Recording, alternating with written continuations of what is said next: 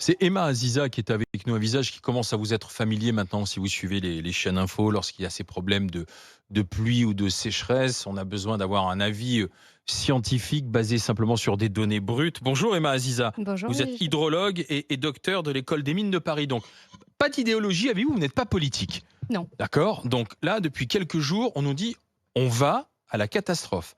Des communes ne vont plus avoir du tout d'eau. La Haute-Corse n'aura peut-être plus d'eau potable dans 15 jours. Est-ce qu'on se fait peur ou c'est vrai? Je pense que c'est vrai et en fait, c'est quelque chose qu'on était capable de voir dès le mois de février-mars. Donc c'est peut-être plus la question qu'il faut se poser, c'est que cette année, une année vraiment particulière parce qu'on n'a pas eu de recharge pendant l'hiver. Et donc si vous n'avez pas ces masses d'eau qui nous permettent de tenir pendant le printemps et l'été, on sait déjà qu'on va courir à la catastrophe.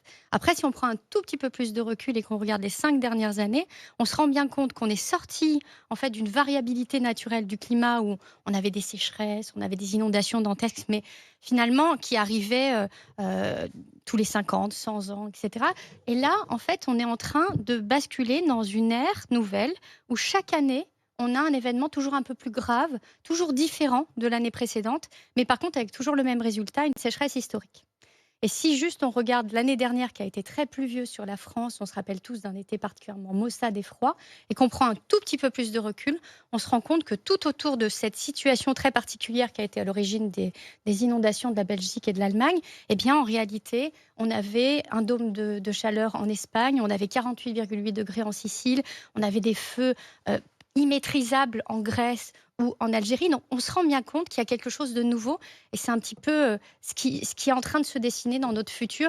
Et si on n'a pas réagi cette année, au moins, il va falloir se poser des questions. Oui, mais là, concrètement, dans la centaine de communes qui sont déjà privées d'eau potable, que va-t-il se passer dans les semaines et dans les mois à venir, ou même d'ici la fin de l'année? Alors, dans quelle situation vont-elles se retrouver? Alors, il y a plusieurs scénarios. Le premier, c'est qu'on ait des pluies, peut-être pas en septembre, mais plutôt à partir d'octobre, c'est-à-dire après la période d'équinoxe. Souvent, ce sont des précipitations méditerranéennes qui peuvent remonter sur la France, qui vont être plutôt diluviennes.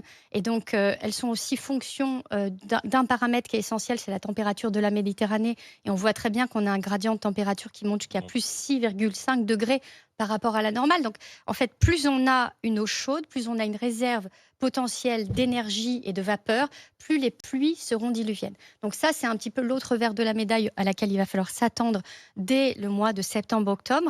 Et puis, en fait, les zones qui vont être saturées en eau parce qu'il y aura trop d'eau seront vraiment circonscrites aux zones de pluie. Tout le reste, finalement, des autres secteurs de la métropole continueront à vivre des sécheresses. Et en 2017, la sécheresse s'était arrêtée le 26 décembre. On avait basculé en 2018 sur 3 semaines d'inondation de la Seine. Mais en réalité, je me rappelle très bien avoir parlé du sujet sécheresse historique et d'avoir basculé sur finalement l'opposé. Mais on est vraiment dans des nappes qui sont à un niveau, nappe phréatique, historiquement bas Oui. aujourd'hui, alarmant. Oui, et alors en fait, on n'est pas tous égaux par rapport à notre relation à l'eau. Pourquoi? Parce qu'en fait, on ne vit pas sur les mêmes substratums, c'est-à-dire sur la même géologie. Vous avez certaines zones dans lesquelles on va avoir des nappes très réactives autant aux sécheresses qu'aux pluies, donc finalement qui vont pouvoir se recharger très très vite, alors que vous avez d'autres nappes qui vont au contraire tenir très longtemps. Le bassin parisien est situé sur... Il y a une nappe fossile sous le bassin parisien qui pourrait nous permettre de tenir 20 à 25 ans, alors que dans d'autres zones, on est dans des situations à la limite de ce point zéro. On voit des camions-citernes qui sont en train d'alimenter le territoire. Mais qu'est-ce que c'est qu'un point zéro alors Le point zéro, c'est pour le une région, moment... une agglomération ou un département en fait? C'est le moment où il n'y a plus d'eau au robinet. C'est-à-dire que le moment où, à un moment donné, on a usé tous les moyens qu'on avait en notre possession, que ce soit lorsqu'on réserve de l'eau en amont à travers des barrages, à travers des retenues. Et en fait, si vous voulez, cette eau-là n'est Mmh. plus là. Et à ce moment-là, le seul recours qu'on a, c'est de faire appel aux autres à travers des camions. De faire venir de l'eau quoi en fait? Exactement. Ou de pomper un lac, comme c'est ce qui se fait Ou d'aller pomper À Gérardmer dans les Vosges quoi, ouais. exactement. On va aller chercher l'eau là où elle est et on va l'amener dans les tuyaux qui permettront d'alimenter en eau potable Et les là, populations. ça veut dire qu'on va avoir besoin d'un hiver très neigeux et très pluvieux pour reconstituer ces nappes ou pas? Eh bien, j'aurais eu tendance à vous dire ça quand on Le regarde sur le réflexe, c'est de plan dire, logique. il va bien neiger cet hiver, on croise les doigts, et puis ensuite ça va fondre, ça va redescendre dans les sols, et on sera tranquille. Sauf qu'en réalité, c'est pas ce qui se passe. Et quand on analyse dans le détail ces 5 dernières années, on se rend compte qu'en 2018, 2019 et 2020, on avait des recharges excédentaires l'hiver. On a démarré l'été en étant vraiment confiant. En 2018, on avait eu ces grandes inondations de la Seine. On avait vraiment une France très arrosée. Et donc, on avait 30% de plus dans nos aquifères. Et il a suffi de canicules, il a suffi de températures au-dessus de la normale pour que peu à peu, on réatteigne le même résultat. Alors, question, Joël, Elina, Charles, Moi, Claire. Elina, pardon, Joël. j'ai une question un peu basique. On parle souvent de la consommation d'eau potable, le robinet, mais je sais que la France est un gros consommateur d'eau en bouteille et d'eau minérale. Et j'aimerais savoir quelles conséquences ça a. Est-ce qu'on peut faire le lien entre les deux, justement, notre consommation d'eau, je dirais, au robinet, et puis la consommation d'eau en bouteille? Alors, ce qui est sûr, le problème de l'eau en bouteille, c'est le plastique, c'est le transport, c'est le fait d'aller chercher de l'eau bien loin d'où vous habitez et finalement de transporter de l'eau via du plastique, c'est le plastique que vous ingérez. Enfin, il y a quand même pas mal de problèmes qui font qu'à un moment donné, il va peut-être falloir se poser la question de l'eau en bouteille. D'ailleurs, il y a des startups qui naissent aujourd'hui, qui sont super intéressantes, qui vous permettent de mieux filtrer l'eau. Parce que le problème de notre rapport à l'eau, c'est presque un problème émotionnel, c'est le problème de goût, c'est le problème de sensation. On n'a pas envie de sentir le chlore. Et donc, pour ça, il existe des solutions pour purifier l'eau et localement pouvoir utiliser l'eau parce qu'elle est bonne, elle est de bonne qualité. Elle est en général, elle est mesurée en permanence avec des critères plutôt vraiment très pointus. La seule chose qui nous manque, si vous voulez, c'est la manière de la transformer. Donc, je pense qu'on ira de plus en plus dans les années à venir vers des solutions développées sans doute dans l'électroménager pour qu'on puisse récupérer de l'eau et la transformer dans une autre boisson avec un goût qui ressemble au goût de l'eau de montagne. Joël, etc. attendez, pour compléter la question de Joël, je vois que du côté de la région de Volvic, on estime qu'aujourd'hui, les industriels de Volvic pompent trop dans les nappes phréatiques, dans la source, pour faire cette eau. Est-ce que là aussi, on a besoin... En plus, la Volvic. Alors là, Moi, je suis un foutu de reconnaître les eaux minérales. Pas bon. Est-ce qu'on a besoin d'avoir autant d'eau minérale et d'aller puiser autant dans... Non, c'est ce que je dis, c'est qu'à un moment donné, on arrive à un système. Ils le savent très bien que le système est à bout de souffle. Donc, ils le savent très bien, ils continuent. D'ailleurs, on Donc, il y voit a une très bien qu'il y a responsabilité certaines marques. industrielle aujourd'hui. Regardez le marketing d'Evian, il est en train de se transformer. Il essaye de vous proposer de grands cubis d'eau beaucoup plus importants pour réduire le taux de plastique. Il essaye justement de vous expliquer à quel point il modifie les types de plastique utilisés. Oui, mais les types de modes plastique, mais on pompe quand même. Mais on continue à pomper. Parce qu'on vend des millions et des millions de bouteilles de à partir minérales. du moment où on est sur une économie, en fait, on pompe de l'eau. Mais on peut parler des usines, justement, de cette industrie de l'eau en plastique, mais on pourrait parler de tellement d'autres choses qui utilisent de l'eau. En réalité, il faut comprendre que tout utilise de l'eau dans nos vies. C'est-à-dire que nous, autant que l'on est, on utilise entre 5 000 et 7 000 litres d'eau par jour. On utilise de l'eau derrière ce que l'on mange, parce que pour 1 kilocalorie, il faut à peu près 1 litre d'eau. Plus on va rajouter de parts carnées, plus on va avoir d'eau consommée. Et puis, vous rajoutez à ça vos habits. Il faut savoir qu'aujourd'hui, en Inde, chez les petits agriculteurs locaux, on vient chez eux avec des camions-citernes, non pas pour récupérer leur agriculture, mais pour récupérer leur eau, pour alimenter en fait des usines textiles à côté qui vont ensuite polluer massivement les nappes et les populations, tout simplement parce qu'il va falloir les assumer, les 18 collections de fringues qu'on reçoit chaque année. Et donc, en fin de compte, derrière tous nos modes de consommation se cache de l'eau, même derrière le pétrole, derrière le gaz, le charbon, il faut d'énormes cuves d'eau. Donc en fait, la Chine s'est même retrouvée, lorsqu'elle n'a plus eu assez d'eau l'année dernière avec une sécheresse historique, à ne même pas pouvoir exploiter son charbon. Elle a dû faire appel au gaz liquéfié qatari. Donc on voit qu'en fin de compte, c'est que des réactions en chaîne. Et cette interdépendance de nos sociétés, elle est liée aussi beaucoup à l'eau. Donc le temps de l'abondance de l'eau est terminé. Je pense. Et alors, selon vous, qu'est-ce qu'il faudrait faire très concrètement ? Ce qu'il faudrait faire, c'est essayer de repenser qui sont les utilisateurs de l'eau, ce qu'ils consomment. Est-ce que ce système, on peut le continuer ? Jusqu'à où ? On parle beaucoup de la question du maïs. C'est une vraie question qu'il faut se poser parce que le maïs, c'est un graminé tropical Il n'est pas du tout fait pour être finalement exploité sur nos terres. Et en plus, qui n'a pas de racines profondes, donc qui a besoin d'être alimenté par de l'irrigation. Donc il va falloir pomper massivement dans les nappes ou dans les rivières pour pouvoir l'alimenter. Est-ce qu'on peut continuer comme ça? Le problème, c'est qu'on a une interdépendance avec le maïs. Alors 70% va servir à l'alimentation bovine, donc on peut réduire notre part carnée. Mais ensuite, il y a tout le monde de la cosmétique qui en a besoin, le monde de la papeterie qui a besoin d'amidon. Comment, à un moment donné, on recrée un modèle en essayant de pallier à nos insuffisances? Parce que ce que ça nous montre, c'est juste qu'on est tellement interdépendant à cette nature que quand à un moment donné, elle vient à s'effondrer, ça nous pose problème. Et on est trop gâtés. Il faut savoir que la France est un pays tempéré qui reçoit plus de 512 milliards de mètres cubes d'eau chaque année, habituellement. Donc en fait, on n'est absolument pas prêt parce qu'on ne s'est pas préparé depuis des années. En tout cas, dans le premier sujet, j'ai essayé de le dire, ça, que c'est vrai. On est Et toi devant le micro, Elena. Vous les auriez écoutés. Apparemment, pourquoi pas prendre 3 bains par jour? Oh non. Ah, mais c'était presque Par ça. semaine. Hein. Moi, j'avais une question. C'est de la délation. Moi, j'ai un côté Incroyable. communiste, faut pas oublier. Vas-y, Elina, question.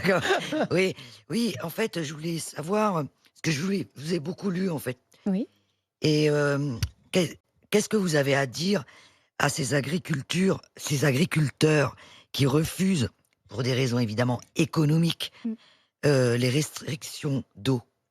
Je voulais vous poser, parce que eux, sinon ils crèvent. Alors, les restrictions d'eau, et deux, est-ce qu'il faut faire des bassins de rétention ou pas? Et c'est la question qui fâche, celle-là toujours aussi. Alors, allons-y pour les deux questions. Alors, Les restrictions et les bassins de rétention. La première, moi je comprends complètement que ce soit un modèle économique et qu'ils aient besoin pour pouvoir survivre d'avoir ce modèle économique. Et d'ailleurs, juste en parallèle, ce modèle économique est aujourd'hui en train de se confronter à d'autres modèles économiques. Qui est-ce qu'on privilégie en premier? Regardez le lac de Serponçon. Est-ce qu'on privilégie l'alimentation électrique de nos populations avec des lâchers de barrage? Est-ce qu'on privilégie l'activité nautique parce qu'il y a des gens qui vivent à l'année uniquement sur quelques mois de cette activité touristique et on a besoin de garder l'eau? Et puis ensuite, est-ce qu'on donne de l'eau en aval à l'agriculture? Donc on voit bien qu'en fin de compte, tout le monde est en train de se confronter. Et c'est là où il va falloir faire des choix. Il va falloir peut-être modifier nos modes de plantation. Utiliser le sorgho, par exemple, a besoin d'énormément de chaleur et de très peu d'eau. Eh bien, c'est quelque chose qui pourrait venir pallier à ce problème. En fait, on est un peu dans un mythe où il faut comprendre que avec la PAC, avec la manière dont s'est déroulée l'agriculture européenne, on a favorisé dans l'après-guerre toutes les zones de maïs. C'est-à-dire c'était un peu le jackpot. Quand on exploitait le maïs, eh bien finalement, on avait tellement de primes que c'était extrêmement intéressant et tout le monde s'est massivement lancé dedans. Et donc, bien entendu, toutes les filières sont devenues dépendantes de cette activité massive qui était rentable et lucrative. À l'heure d'aujourd'hui, il faut quand même se poser des questions. Il faudra peut-être que l'Europe aide la reconversion. Peut-être ça demandera aussi des années de jachère parce qu'il y a un autre problème dans l'agriculture aujourd'hui dont on ne parle pas assez. C'est qu'on a des terres qui sont tellement pauvres en matière organique, qui sont tellement vidées de toutes leurs substances avec ces couches de pesticides qu'on leur passe en permanence, que si vous voulez, eh bien, à un moment donné, il n'y a plus de vie. Et s'il n'y a plus de vie, il n'y a plus possibilité à l'eau de pénétrer dans les sols. Et donc, nos réserves ne se rechargent pas. Et il faut savoir une chose, on a toujours l'impression que lorsqu'il va y avoir une nouvelle pluie, eh bien, toute cette pluie va venir recharger les nappes. Hop, c'est bon, c'est fini, on passe à autre chose. En réalité, sur 100% de pluie, vous avez qu'en moyenne 9% qui s'infiltrent. 9%, c'est dans le cadre idéal. C'est-à-dire dans un cadre où on a un sol qui est en bonne santé, qui peut permettre de récupérer de l'eau. Donc aujourd'hui, on a créé des sols imperméables partout.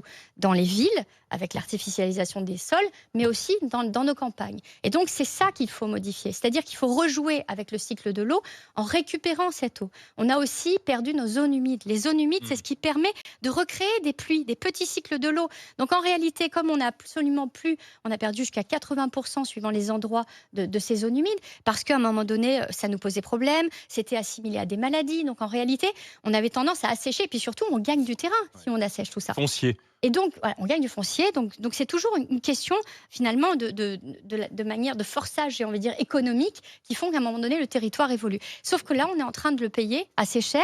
On n'a même plus cette rosée, c'est-à-dire cette eau qui transpire dans nos sols, on l'a plus. Et donc, à la moindre pluie, on voit très bien que l'eau ruisselle directement. Et si vous prenez ces 5 dernières années, 50% des gens qui ont été sinistrés aux inondations le sont en dehors des zones inondables. Ça nous pose quoi comme question? Ça pose la question du fait fait que c'est plus tant les zones inondables qui posent problème. C'est là où le nuage arrive. Et donc, à ce moment-là, il faut aussi repenser la manière dont on va protéger ces populations. Donc, c'est un petit peu tout ça à laquelle il va falloir agir. Deuxième question. Ouais. Les bassins de rétention, ouais. Alors, les bassines, c'est une fausse bonne solution. Je ne vais pas me faire que des amis en disant ça. C'est déjà le cas depuis quelques mois. Mais en fait, si vous voulez, c'est une solution qui va permettre de tenir pendant 5 ans. C'est-à-dire qu'on va vider la nappe au fur et à mesure du temps. Ce que l'on nous dit, c'est on remplit finalement nos bassines, c'est simplement de grandes piscines en PVC, avec un fond PVC, complètement déconnecté du sol, qu'on soumet à évaporation massive en permanence. Et donc, en fin de compte, on va extraire l'eau de la nappe l'hiver pour la garder. Pourquoi on la garde? La seule raison pour laquelle on la garde, c'est que quand on est en période de crise comme aujourd'hui, avec arrêté préfectoral, celui qui a une bassine, il peut continuer à irriguer. Celui qui n'en a pas, il ne peut pas, c'est interdit. Donc en réalité, c'est juste un tour de passe-passe qui nous permet de basculer et de finalement pouvoir continuer à exploiter son agriculture, mais aussi son économie propre, parce que les gens dépendent aussi de cette économie, et je le comprends. Le problème, c'est que si on fait ça, à chaque fois, on rebaisse le niveau de la nappe. La nappe est toujours plus fragile, elle se remobilise en profondeur, elle se transforme, et à la fin, elle ne pourra plus se remplir. Et donc, pourquoi je dis à un moment donné c'est une mauvaise solution, c'est que ce n'est pas ce qu'il faut faire. Il faut absolument transformer la qualité des sols, il faut permettre à l'eau de pénétrer. On peut créer des petites retenues d'eau, mais c'est des retenues qui vont garder les eaux de pluie. Ce ne sont pas des retenues qui vont aller chercher l'eau dans la nappe. Parce que si vous prenez cette eau de la nappe, eh bien, lorsque le niveau de la rivière va chuter, elle s'appuie sur la nappe. Quand vous avez de l'eau dans une rivière, c'est l'eau de la nappe lorsqu'il ne pleut pas. Et donc, en fin de compte, elle va être 2 fois plus vite à sec. Et c'est tout le vivement autour de la nappe qui meurt massivement et qui est complètement à l'agonie. Quelle société on a envie de créer? Est-ce qu'on peut comprendre à un moment donné que si à un moment donné tout ça meurt, eh bien en réalité c'est toute une chaîne trophique et à la fin c'est notre saumon qu'on n'a plus dans notre assiette. Donc il va falloir réfléchir autrement. Claire? Oui, moi je voulais vous poser, j'avais 2 questions à vous poser. Déjà sur la gestion de l'eau, à partir du moment où c'est les communes ou les intercos qui le gèrent, est-ce que ça permet justement d'avoir une autonomie sur toute la France, de voir comment on va gérer l'eau?